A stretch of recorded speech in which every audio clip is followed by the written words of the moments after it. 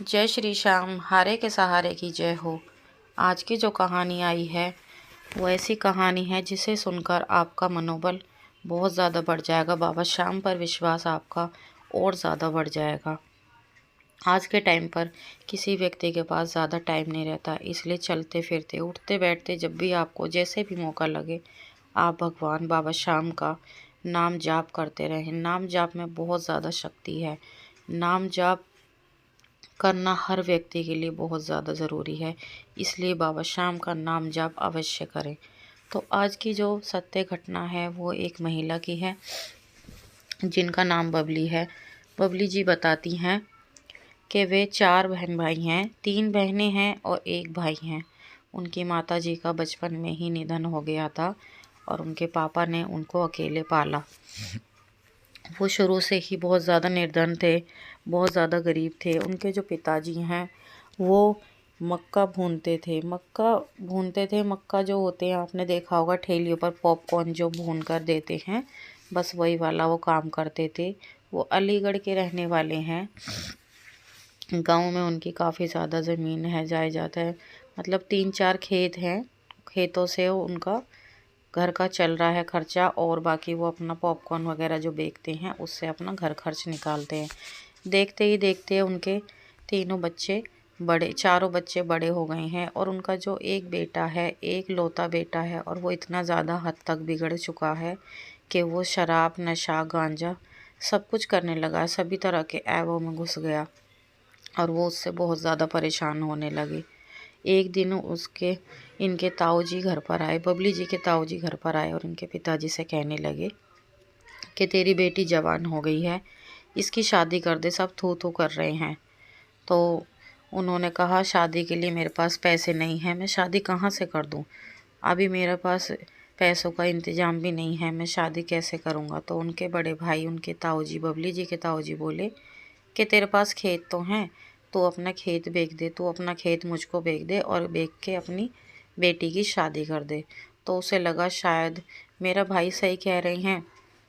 तो उनके पिताजी ने अपने भाई की बातों में आकर लड़का देखना शुरू कर दिया, अपनी बेटी के लिए लड़का देखना शुरू कर दिया और लड़का भी मिल गया। अब उनको शादी की चिंता सताने लगी। फिर वो अपने भाई के साथ कोर्ट में गए। उनके भाई ने पहले से ही कागज़ बनवा रखे थे और बबली जी के पिताजी पढ़े लिखे नहीं थे, उनको पढ़ना नहीं आता था।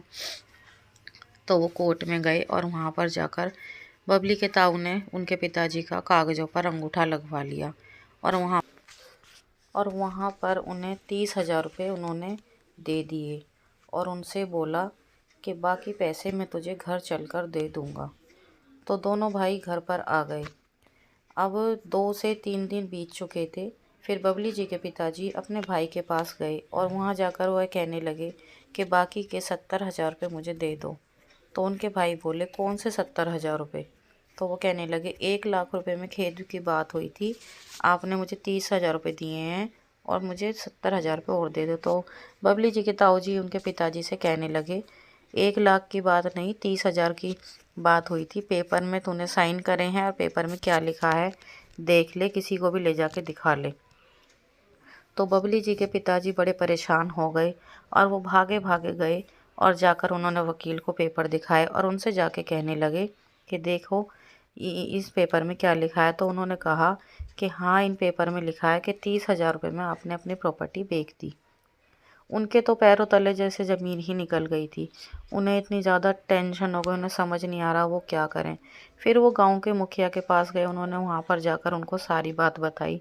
उन्होंने भी पेपर देखे तो उन्होंने कहा अब कुछ नहीं हो सकता, पेपर तुमने उनके नाम कर दिए हैं, खेत तुम्हारे भाई के नाम हो चुके हैं। अगर तुम्हारे पास कोई और खेत हो तो आप उन्हें बेचकर अपनी बेटी की शादी कर दो, और कोई रास्ता नहीं है। तो बबली जी के पिताजी को बहुत ज़्यादा चिंता होने लगी और उनके पास बस अब कुछ ही दिन बचे थे शादी के लिए। उनकी लड़की बबली जी ने मना करा कि पिताजी आप रहने दो, इस शादी को कैंसिल कर दो। तो उनके पिताजी कहने लगे नहीं बेटिया, अगर मैंने शादी कैंसिल कर दी तो मेरी पूरे गांव में बदनामी हो जाएगी, सबको पता चल चुका है कि मैं तेरी शादी कर रहा हूँ। फिर उनके पास 4 खेत थे, उन्होंने एक और खेत किसी को बेचकर और 30,000 रुपये वह वाले मिलाकर जो उनके भाई को उन्होंने खेत बेचा था, उन्होंने उदास मन से अपनी बेटी की शादी कर दी। और फिर वो 15 दिन बाद अपनी बेटी को वापस घर ले आए। फिर पग फेरे की रस्म पूरी हुई। उसके बाद उनके गांव में किसी की शादी थी, तो पंडित जी को जाना था राजस्थान। पंडित जी उनसे बोले कि तुम उदास मत हो, तुम मेरे साथ राजस्थान चलो, मुझे राजस्थान में किसी की शादी में जाना है, वहाँ पर मैं लड़के वालों की तरफ से हूँ, तुम भी मेरे साथ चलो, तुम्हारा थोड़ा सा मन बहल जाएगा। तो बबली जी के पिताजी भी उनके साथ राजस्थान चले गए। राजस्थान जाने के बाद वहाँ पर शादी हुई। शादी वादी करके अपना सब अपने अपने घर आने लगे। तो वहाँ पर कुछ लोग कहने लगे अभी हम अपने घर नहीं जाएंगे, जब इतनी दूर आए हैं तो अब बाबा के दर्शन करके ही जाएंगे। तो बबली जी के पिताजी भी बाबा के दर्शन करने बाबा श्याम के मंदिर चले गए। और जब वह अंदर बाबा श्याम के मंदिर में गए, जब उन्होंने बाबा श्याम की तरफ देखा तो उनकी बाबा श्याम से नज़रें नहीं हटी और वह फूट फूट कर बाबा श्याम के आगे रोने लगे। और बाबा श्याम को उन्होंने रो रो कर अपने मन की सारी बात कह दी। और फिर उनका बाबा के पास से आने का बिल्कुल भी मन नहीं करा। तो वह बाबा के पास वहीं पर 2 दिन तक बाबा की नगरी में रहे और बाबा श्याम की उन्होंने जैसी उनसे सेवा हुई उन्होंने करी। फिर वह वहाँ से वापस अपने गांव लौट आए। फिर वह अपनी बेटी के पास गए। उन्होंने अपनी बेटी को सारी बात बताई कि वह बाबा श्याम के पास गए। और जब उनकी बेटी ने देखा, उनके चेहरे पर जो चमक थी, जो खुशी थी, वो उसने पहले कभी नहीं देखी। और जैसे ही बाबा श्याम के पास से बबली जी के पिताजी आए तो उनका जो बेटा है, जो बहुत ज़्यादा बिगड़ चुका था, नशे की लत में लग चुका था, वह उसे एहसास हुआ कि मैं अपने पिताजी के बिना कैसे रहूँगा। उसकी 2 और बहनें थी कुंवारी, जिसकी उन्हें शादी करनी थी।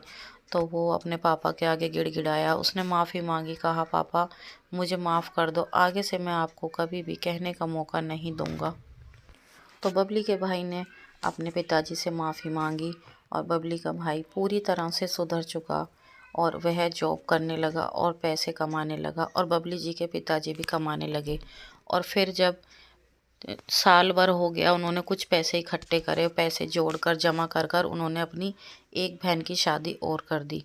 तो अब उनकी एक बहन और बची थी, वह अच्छे से कमाने लगे। बाबा श्याम के दर्शन करते ही बबली जी का भाई पूरी तरह से सुधर गया।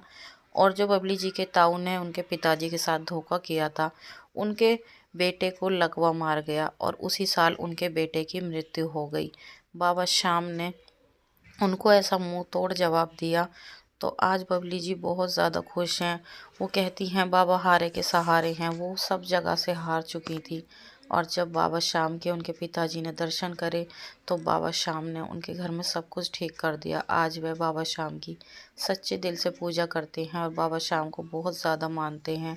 बाबा श्याम का नाम जाप करते हैं और बाबा श्याम की कृपा से आज उनके घर में सब कुछ ठीक चल रहा है। बहुत ही जल्द वह अपनी छोटी बहन की भी शादी कर देंगे और आज उनका भाई बिल्कुल सही रास्ते पर चल रहा है।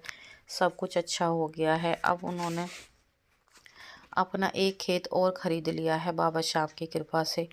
तो भक्तों, अगर आपको यह कहानी पसंद आई हो तो कमेंट बॉक्स में जय श्री श्याम बिल्कुल लिखना ना भूलें। हमारे वीडियो को लाइक करें, ज़्यादा से ज़्यादा शेयर करें ताकि लोगों तक बाबा श्याम के चमत्कार पहुंच सके और बाबा श्याम पर लोगों का विश्वास और ज़्यादा बढ़ सके। और हमारे चैनल को सब्सक्राइब करना बिल्कुल भी ना भूलें ताकि बाबा श्याम से जुड़ी ऐसी सत्य कहानियाँ आप तक सबसे पहले पहुँच पाएँ। और अगर बाबा श्याम ने आपके भी जीवन में कोई चमत्कार किया है और आप चाहते हैं कि वो चमत्कार दुनिया के सामने आए, बाबा श्याम की महिमा सब लोग जानें, तो आप हमें ईमेल कर सकते हैं। नीचे डिस्क्रिप्शन बॉक्स में हम अपना ईमेल आईडी डाल देंगे। आप ईमेल पर अपनी कहानी हमें बता सकते हैं। जब तक के लिए जय श्री श्याम। मिलते हैं अगली वीडियो के साथ।